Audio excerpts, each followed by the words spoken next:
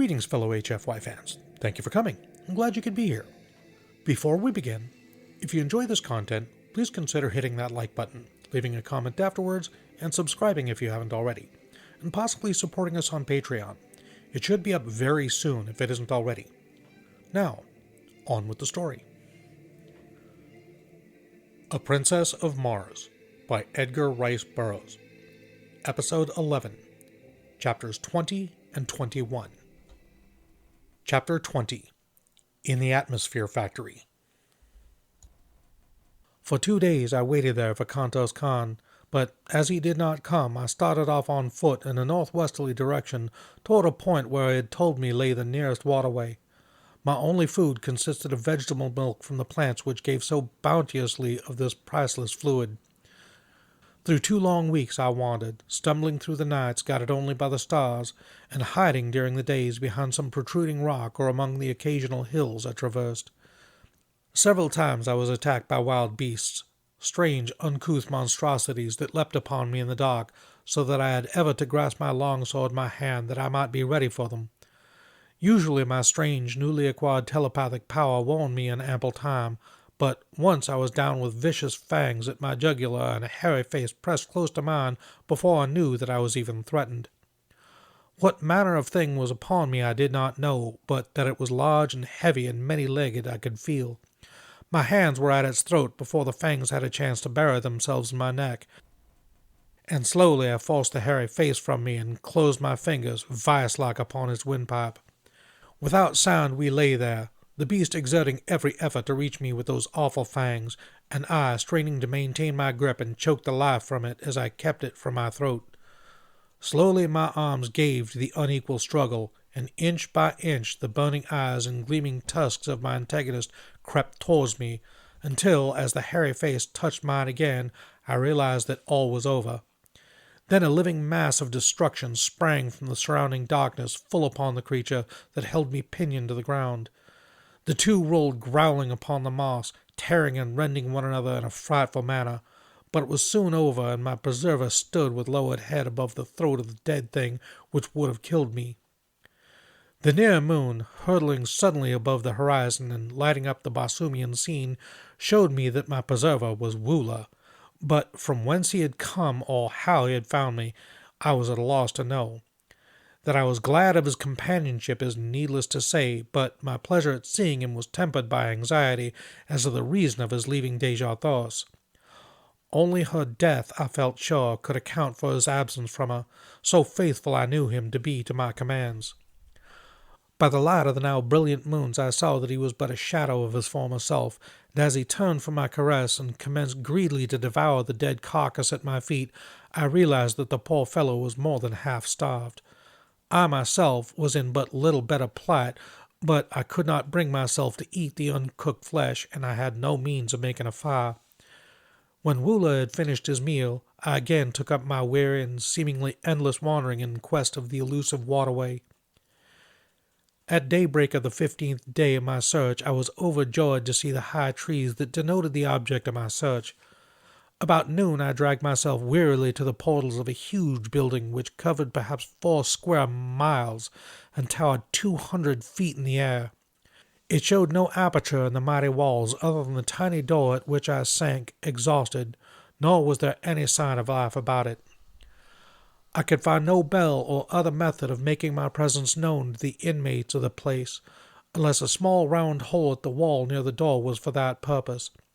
It was of about the bigness of a lead pencil, and thinking that it might be in the nature of a speaking tube, I put my mouth to it, and was about to call into it when a voice issued from it asking me whom I might be, where from, and the nature of my errand.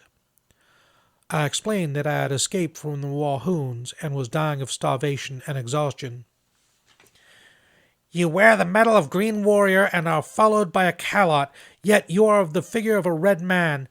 In a color you are neither green nor red. In the name of the 9th ray, what manner of creature are you?" "I am a friend of the red men of Barsoom, and I am starving. In the name of humanity, open to us," I replied. Presently the door commenced to recede before me until it had sunk into the wall 50 feet.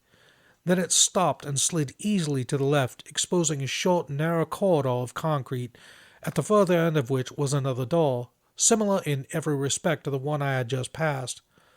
No one was in sight, yet immediately we passed the first door, it slid gently into place behind us and receded rapidly to its original position in the front of the wall of the building. As the door slipped aside, I had noted its great thickness, fully 20 feet, and as it reached its place once more after closing behind us, great cylinders of steel dropped from the ceiling behind it and fitted their lower ends into apertures countersunk into the floor. A second and third door receded before me and slipped to one side as the first, before I reached a large inner chamber where I found food and drink set out upon the great stone table. A voice directed me to satisfy my hunger and to feed my calotte, and while I was thus engaged, my invisible host put me through a severe and searching cross-examination. "Your statements are most remarkable," said the voice, on concluding its questioning, "but you are evidently speaking the truth, and it is equally evident that you are not of Barsoom. I can tell by the conformation of your brain and the strange location of your internal organs and the shape and size of your heart." "Can you see through me?" I exclaimed. "Yes, I can see all but your thoughts, and were you a Barsoomian, I could read those." Then a door opened at the far side of the chamber, and a strange, dried-up little mummy of a man came towards me.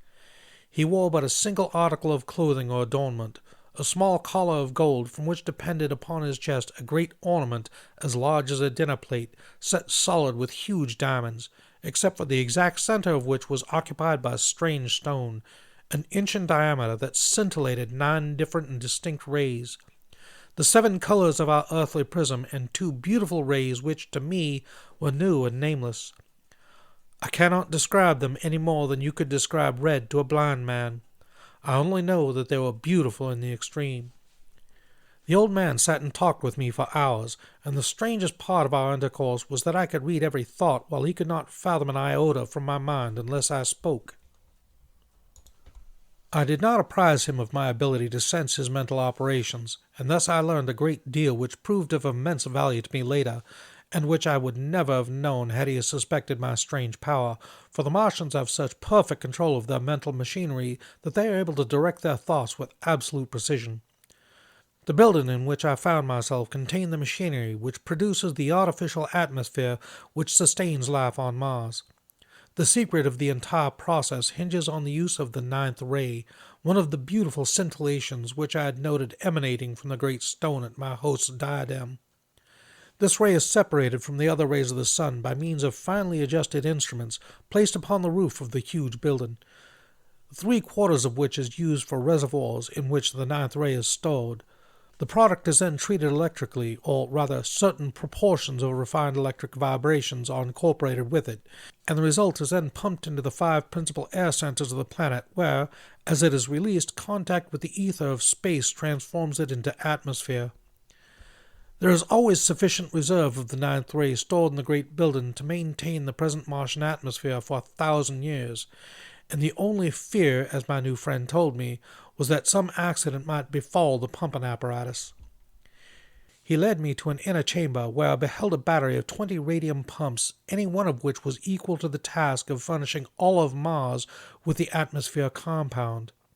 For 800 years, he told me, he had watched these pumps, which used alternately a day each at a stretch, or a little over 24 1/2 Earth hours. He has one assistant who divides the watch with him, half a Martian year, about 344 of our days. Each of these men spend alone in this huge isolated plant. Every red Martian is taught during the earliest childhood the principles of the manufacture of atmosphere, but only 2 at one time ever hold the secret of ingress to the great building, which, built as it is with walls 150 feet thick, is absolutely unassailable, even the roof being guarded from assault by aircraft by a glass covering 5 feet thick.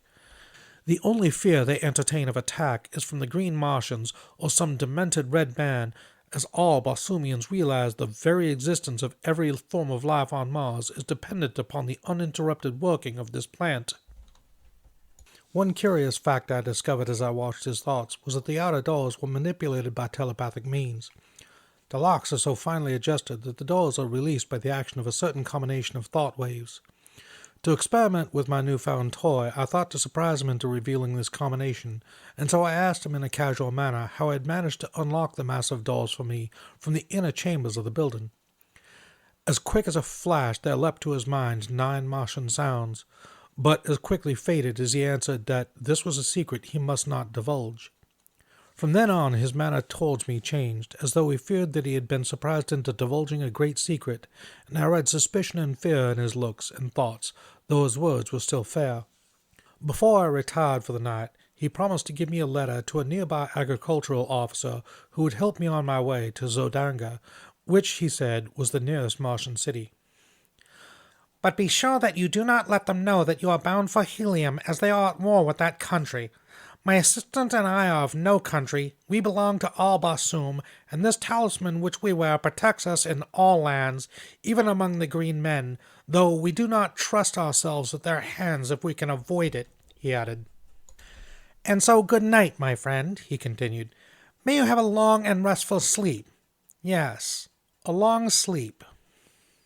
And though he smiled pleasantly, I saw in his thoughts the wish that he had never admitted me, and then a picture of him standing over me in the night, and the swift thrust of a long dagger, and the half-formed words, "I am sorry, but this is for the best good of Barsoom." As he closed the door of my chamber behind him, his thoughts were cut off from me, as was the sight of him, which seemed strange to me in my little knowledge of thought transference. What was I to do? How could I escape through these mighty walls? Easily I could kill him now that I was warned, but once he was dead I could no more escape, and with the stopping of the machinery of the great plant I should die with all other inhabitants of the planet. All, even Dejah Thoris, were she not already dead. For the others I did not give the snap of my finger, but the thought of Dejah Thoris drove from my mind all desire to kill my mistaken host. Cautiously I opened the door of my apartment, and, followed by Woola, sought the inner of the great doors. A wild scheme had come to me. I would attempt to force the great locks by the 9 thought waves I had read in my host's mind. Creeping stealthily through corridor after corridor and down winding runways which turned hither and thither, I finally reached the great hall in which I had broken my long fast that morning. Nowhere had I seen my host, nor did I know where he kept himself by night. I was on the point of stepping boldly out into the room when a slight noise behind me warned me back into the shadows of a recess in the corridor. Dragging Woola after me, I crouched low in the darkness. Presently the old man passed close by me, and as he entered the dimly lighted chamber which I had been about to pass through, I saw that he held a long thin dagger in his hand, and that he was sharpening it upon a stone. In his mind was the decision to inspect the radium pumps, which would take about 30 minutes, and then he would return to my bedchamber and finish me. As he passed through the great hall and disappeared down the runway which led to the pump room, I stole stealthily from my hiding place and crossed to the great door, the inner of the 3 which stood between me and liberty. Concentrating my mind upon the massive lock, I hurled the 9 thought waves against it. In breathless expectancy I waited, when finally the great door moved softly towards me and slid quietly to one side.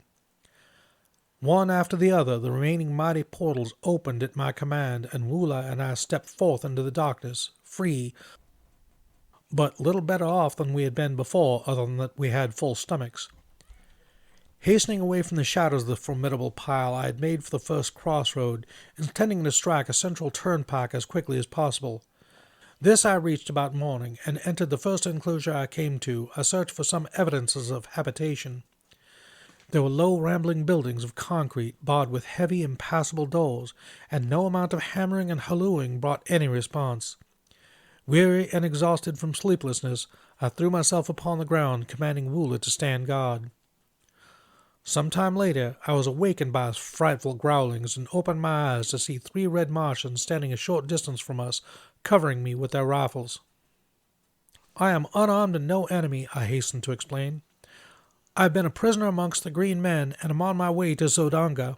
All I ask is food and rest for myself and my Calot, and the proper directions for reaching my destination." They lowered their rifles and advanced pleasantly towards me, placing their right hands upon my left shoulder, after the manner of their custom of salute, and asking me many questions about myself and my wanderings. Then they took me to the house of one of them, which was only a short distance away. The buildings I had been hammering at in the early morning were occupied only by stock and farm produce, the house proper standing amongst a grove of enormous trees, and, like all Red Martian homes, had been raised at night some 40 or 50 feet from the ground on a large round metal shaft which slid up or down within a sleeve sunk in the ground, and was operated by a tiny radium engine in the entrance hall of the building. Instead of bothering with bolts and bars for their dwellings, the Red Martians simply run them up out of harm's way during the night. They also have private means for lowering or raising them from the ground without if they wish to go away or leave them. These brothers, with their wives and children, occupied 3 similar houses on this farm. They did no work themselves, being government officers in charge. The labor was performed by convicts, prisoners of war, delinquent debtors, and confirmed bachelors who were too poor to pay the high celibate tax which all Red Martian governments impose. They were the personification of cordiality and hospitality, and I spent several days with them, resting and recuperating from my long and arduous experiences. When they had heard my story, I omitted all reference to Dejah Thoris and the old man of the atmosphere plant. They advised me to color my body to more nearly resemble their own race, and then attempted to find employment in Zodanga, either in the army or the navy. The chances are small that your tale will be believed until after you have proven your trustworthiness and won friends amongst the higher nobles of the court. This you can most easily do through military service, as we are a warlike people on Barsoom, explained one of them, and save our richest favors for the fighting man. When I was ready to depart, they furnished me with a small domestic bull thoat, such as is used for saddle purposes by all Red Martians. The animal is about the size of a horse and quite gentle, but in color and shape an exact replica of this huge and fierce cousin of the wilds. The brothers had supplied me with a reddish oil, which I anointed my entire body, and one of them cut my hair, which had grown quite long, in the prevailing fashion of the time, squared at the back and banged in the front, so that I could have passed anywhere upon Barsoom as a full-fledged Red Martian. My medal and ornaments were also renewed in the style of Zodangan gentlemen attached to the house of Ptor, which was the family name of my benefactors. They filled a little sack at my side with Zodangan money. The medium of exchange upon Mars is not dissimilar from our own, except that the coins are oval. Paper money is issued by individuals that require it, and redeemed twice yearly. If a man issues more than he can redeem, the government pays his creditors in full, and the debtor works out the amount upon the farms or in the mines, which are all owned by the government. This suits everybody except the debtor, as it has been a difficult thing to obtain sufficient voluntary labor to work the great isolated farmlands of Mars, stretching as they do like narrow ribbons from pole to pole, through wild stretches peopled by wild animals and wilder men. When I mentioned my inability to repay them for their kindness to me, they assured me that I would have ample opportunity if I lived long upon Barsoom, and bidding me farewell, they watched me until I was out of sight upon the broad white turnpike. Chapter 21. An Air Scout for Zodanga. As I proceeded on my journey towards Zodanga, many strange and interesting sights arrested my attention, and at the several farmhouses where I stopped, I learned a number of new and instructive things concerning the methods and manners of Barsoom. The water which supplies the farms of Mars is collected in immense underground reservoirs at either pole from the melting ice caps, and pumped through long conduits to the various populated centers. Along either side of these conduits, and extending their entire length, lie the cultivated districts. These are divided into tracts of about the same size, each tract being under the supervision of one or more of the government officers. Instead of flooding the surface of the fields, and thus wasting immense quantities of water by evaporation, the precious liquid is carried underground through vast networks of small pipes directly to the roots of the vegetation. The crops upon Mars are always uniform, for there are no droughts, no rains, no high winds, and no insects or destroying birds. On this trip I tasted the first meat I had eaten since leaving Earth, large, juicy steaks and chops from the well-fed domestic animals of the farms. Also, I enjoyed luscious fruits and vegetables, but not a single article of food which was exactly similar to anything on Earth. Every plant and flower and vegetable and animal has been so refined by ages of careful scientific cultivation and breeding that the lack of them on Earth dwindled into pale, gray, characterless nothingness by comparison. At a second stop, I met some highly cultivated people of the noble class, and while in conversation, we chanced to speak of helium. One of the older men had been there on a diplomatic mission several years before, and spoke with regret of the conditions which seemed destined ever to keep those two countries at war. Helium, he said, rightly boasts the most beautiful women of Barsoom, and all of her treasures. The wonderful daughter of Mors Kajak, Dejah Thoris, is the most exquisite flower. Why, he added, the people really worship the ground she walks upon, and since her loss on that ill-starred expedition, all of Helium has been draped in mourning. That our ruler should have attacked the disabled fleet as it was returning to Helium was but another of his awful blunders, which I fear will sooner or later compel Zodanga to elevate a wiser man to his place. Even now, though our victorious armies are surrounding Helium, the people of Zodanga are voicing their displeasure, for the war is not a popular one, since it is not based on right or justice. Our forces took advantage of the absence of the principal fleet of Helium on their search for the princess, and so we have been able to easily reduce the city to a sorry plight. It is said that she will fall within the next few passages of the further moon. And what, do you think, may have been the fate of the Princess Dejah Thoris? I asked as casually as possible. She is dead, he answered. This much was learned from a green warrior recently captured by our forces in the south. She escaped from the hordes of Thark with a strange creature of another world, only to fall into the hands of the Warhoons. Their thoats were found wandering upon the sea bottom, and evidences of a bloody conflict were discovered nearby. While this information was in no way reassuring, neither was it at all conclusive proof of the death of Dejah Thoris, and so I determined to make every effort possible to reach Helium as quickly as I could and carry to Tardos Mors such news of his granddaughter's possible whereabouts as lay in my power. 10 days after leaving the three Pator brothers, I arrived at Zodanga. From the moment that I had come into contact with the red inhabitants of Mars, I had noticed that Woola drew a great amount of unwelcome attention to me, since the huge brute belonged to a species which is never domesticated by the red men. Were one to stroll down Broadway with a Numidian lion at his heels, the effect would be somewhat similar to that which I should have produced had I entered Zodanga with Woola. The very thought of parting with the faithful fellow caused me so great regret and genuine sorrow that I had put it off until just before we arrived at the city's gates. But then, finally, it became imperative that we separate. Had nothing further than my own safety or pleasure been at stake, no argument could have prevailed upon me to turn away from one creature upon Barsoom that had never failed in a demonstration of affection and loyalty. But as I would willingly have offered my life in the service of her in search of whom I was about to challenge the unknown dangers of this, to me, mysterious city, I could not permit even Woola's life to threaten the success of my venture, much less his momentary happiness, for I doubt not soon he would forget me. And so I bade the poor beast an affectionate farewell, promising him, however, that if I came through my adventure in safety, that in some way I should find some means to search him out. He seemed to understand me fully, and when I pointed back in the direction of Thark, he turned sorrowfully away, nor could I bear to watch him go, but resolutely set my face towards Zodanga, and with a touch of heart-sickness approached her frowning walls. The letter I bore from them gained me immediate entrance to the vast walled city. It was still very early in the morning, and the streets were practically deserted.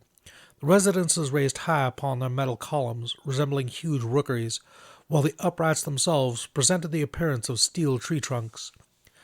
The shops, as a rule, were not raised from the ground, nor were the doors bolted or barred, since thievery is practically unknown upon Barsoom.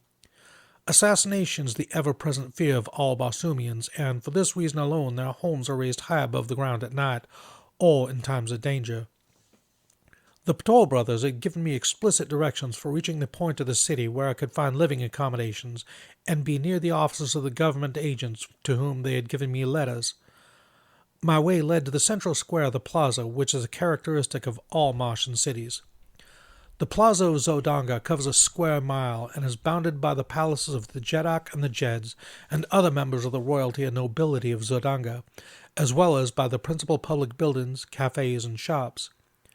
As I was crossing the great square, lost in wonder and admiration of the magnificent architecture and the gorgeous scarlet vegetation which carpeted the broad lawns, I discovered a red Martian walking briskly towards me from one of the avenues. He paid not the slightest attention to me, but as he came abreast I recognized him, and turning, I placed my hand upon his shoulder, calling out, "Kaor, Kantos Khan!" Like lightning he wheeled, and before I could so much as lower my hand, the point of his long sword was at my breast. "Who are you?" he growled. And then, as a backward leap carried me 50 feet from his sword, he dropped the point to the ground and exclaimed, laughing, "I do not need a better reply. There is but one man upon all Barsoom who can bounce about like a rubber ball. By the mother of the furthest moon, John Carter, how came you here? And have you become a Darseen that you could change your color at will?" "You gave me a bad half-minute, my friend," he continued after I had briefly outlined my adventures since parting with him in the arena of Warhoon. "Were my name and city known to the Zodongans, I would surely be sitting on the banks of the lost Sea of Chorus with my revered and departed ancestors. I am here in the interests of Tardos Mors, Jeddak of Helium, to discover the whereabouts of Dejah Thoris, our princess. Sab Than, Prince of Zodanga, has her hidden in the city and has fallen madly in love with her. His father, Than Kosis, Jeddak of Zodanga, has made her voluntary marriage to his son the price of peace between our countries. But Tardos Mors will not accede to the demands and has sent word that he and his people would rather look upon the dead face of their princess than see her wed to any other than her own choice, and that personally he would prefer being engulfed in the ashes of a lost and burning helium to joining the metal of his house with that of Thankosis. His reply was the deadliest affront he could have put upon Thankosis and the Zodongans, but his people love him and the more for it, and his strength in helium is greater today than ever. I have been here 3 days," continued Kantos Khan, "but I have not yet found where Dejah Thoris is imprisoned. Today I joined the Zodongan Navy as an air scout, and I hope in this way to win the confidence of Sab Than, the prince, who is commander of this division of the Navy, and thus learn the whereabouts of Dejah Thoris. I am glad that you are here, John Carter, for I know your loyalty to my princess, and the two of us working together should be able to accomplish much." The plaza was now commencing to fill with people going and coming upon the daily activities of their duties. The shops were opening and the cafes filling with early morning patrons. Kantos Khan led me to one of these gorgeous eating places where we were served entirely by mechanical apparatus. No hand touched the food from the time it entered the building in its raw state until it emerged hot and delicious upon the tables before the guests, in response to the touching of tiny buttons to indicate their desires. After our meal, Kantos Khan took me with him to the headquarters of the Air Scout Squadron, and introducing me to its superior, asked that I be enrolled as a member of the Corps. In accordance with custom, an examination was necessary, but Kantos Khan had told me to have no fear of this score, as he would attend to that part of the matter. He accomplished this by taking my order for examination to the examining officer and representing himself as John Carter. "This ruse will be discovered later," he cheerfully explained, "when they check up on my weights, measurements, and other personal identification data, but it will be several months before this is done, and our mission should be accomplished or have failed long before that time." The next few days were spent by Kantos Khan in teaching me the intricacies of flying and of repairing the dainty little contrivances which the Martians used for this purpose. The body of the one-man aircraft is about 16 feet long, 2 feet wide, and 3 inches thick, tapering to a point at each end. The driver sits on top of this plane upon a seat constructed over the small, noiseless radium engine which propels it. The medium of buoyancy is contained within the thin metal walls of the body, and consists of the 8th Barsoomian ray, or ray of propulsion, as it may be termed, in view of its properties. This ray, like the 9th ray, is unknown on Earth, but the Martians have discovered that it is an inherent property of all light, no matter from what source it emanates.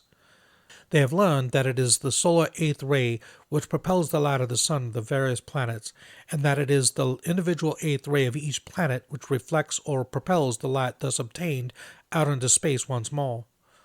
The solar 8th ray would be absorbed by the surface of Barsoom, but the Barsoomian 8th ray, which tends to propel light from Mars into space, is constantly streaming out from the planet, constituting a force of repulsion of gravity, which, when confined, is able to lift enormous weights from the surface of the ground. It is this ray which has enabled them to so perfect aviation that their battleships, far outweighing anything known upon earth, sail as gracefully and lightly upon the thin air of Barsoom as a toy balloon in the heavy atmosphere of earth. During the early years of discovery of this ray, many strange accidents occurred before the Martians learned to measure and control the wonderful power they had found.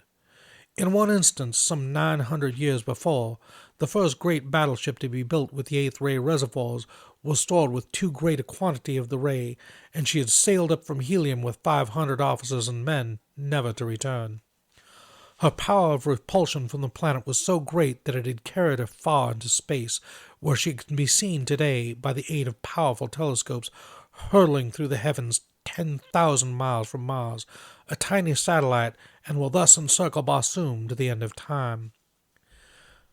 The fourth day after my arrival at Zodanga, I made my first flight, and as a result of it, I won a promotion which included quarters in the palace of Thankosis.